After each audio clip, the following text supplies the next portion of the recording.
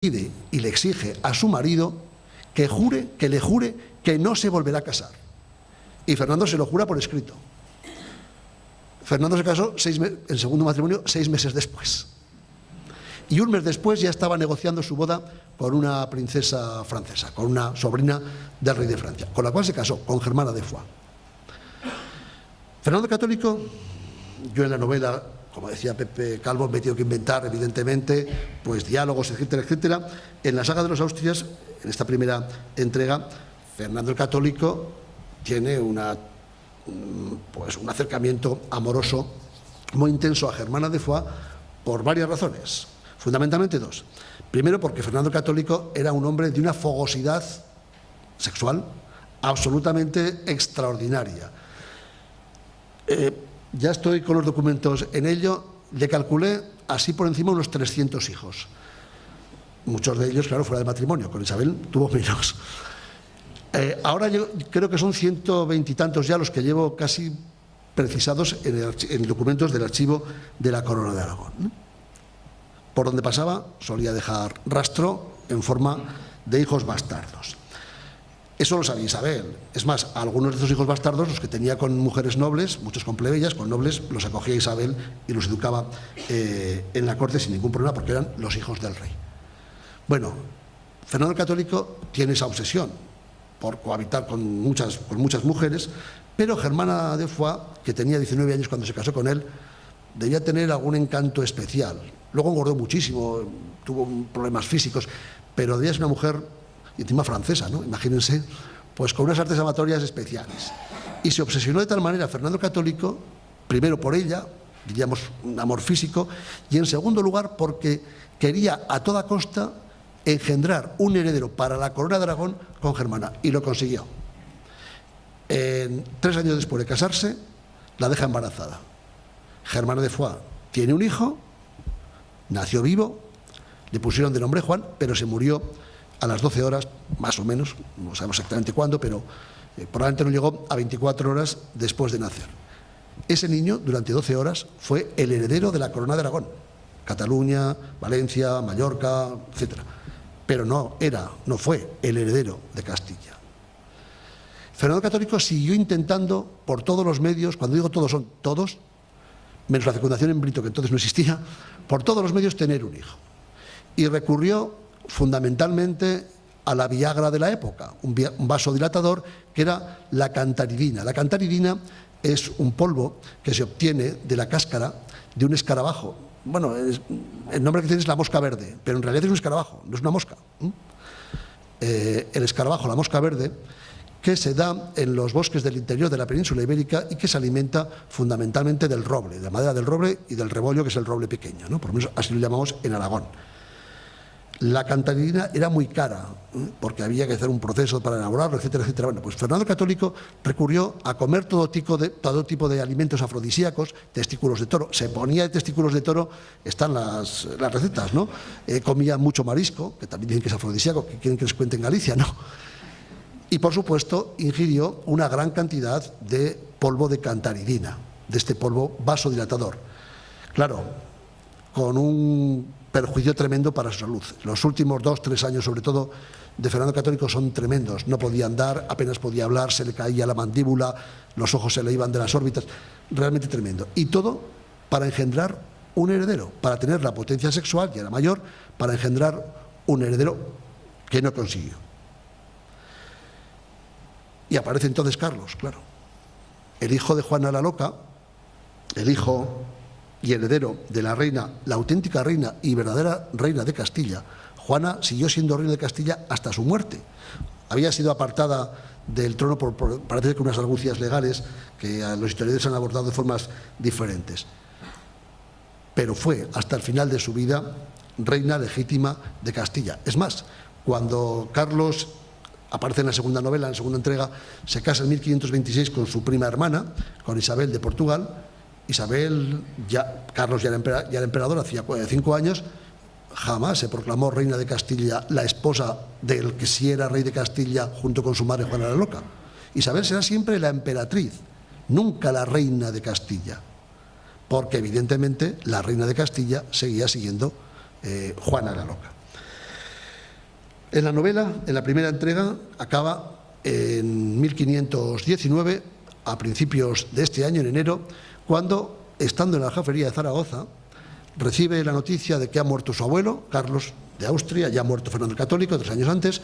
Carlos de Austria recibe la noticia de que ha muerto su abuelo paterno, Maximiliano, y que tiene todas las papeletas para ser emperador si paga, si consigue pagar más dinero que algunos otros candidatos que pulaban por ahí, como Francisco I de Francia o Enrique VIII de Inglaterra. El que más pagó fue Carlos de Austria y consiguió ser coronado, ser proclamado emperador. El abuelo se había casado en segundas nupcias con Germana de Foix. El abuelo, Fernando el Católico, y el nieto, Carlos I, España V de Alemania, nunca se conocieron personalmente. Conocemos cartas que se fueron intercambiando durante algún tiempo, ¿no? Pero nunca se conocieron. Cuando llegó Carlos desde Flandes ya había muerto, hacía unos meses que había muerto Fernando el Católico. En una de esas cartas, Fernando el Católico le hace varias recomendaciones a su nieto, porque ya, claro, ya no va a tener hijos, se da cuenta que y el heredero va a ser él, y hay una carta que le hace una recomendación muy especial. Le dice más o menos: cuida mucho de mi esposa, de la que será pronto mi viuda, Germana, de tu abuela, abuelastra para ser correctos, ¿no? Y fíjense si la cuidó bien, que la dejó embarazada. Cuando Carlos vino a España, lo recibió, entre otros personajes de la corte, su hermano Fernando, etcétera. También estaba allí Germán de Foix, que ya tenía 30 años, ¿no? Y Carlos de Austria, con 17, se quedó impactado de aquella mujer, que era su abuelastra. Y estuvieron juntos durante 2 años. Carlos seguía soltero, no se casó hasta los 26. La dejó embarazada. Ese es el gran secreto del emperador, que su abuelastra parió una niña, la bautizaron con el nombre de Isabel, que vivió en la corte, a la cual nunca reconoció el emperador, jamás la reconoció, a pesar de que Germán de Foix en alguna ocasión le escribía cartas a su ex amante, se separaron, diciéndole que reconociera a esa niña que se llamaba Isabel. La novela, además de todos estos elementos históricos trufados con mucha ficción, tiene una segunda familia. El pilar histórico de los Austrias, de esta saga, son los Austrias, claro, la familia de los Austrias, pero yo construí un segundo pilar. El pilar de una familia inventada, todo es ficción, a los cuales yo llamé los Santos, una familia de médicos de Toledo, que son conversos, han sido judíos, se han convertido, y en la novela van alternando las historias de los Austrias con las historias de esta familia de judíos inventados, pero que recogen, lo que ha dicho también Pepe Calvo, el espíritu de la época. Nunca existió, ni Pedro ni Pablo, nunca existieron estos médicos, esta saga de médicos. Pero los he construido con retazos de médicos judíos conversos que sí que existieron.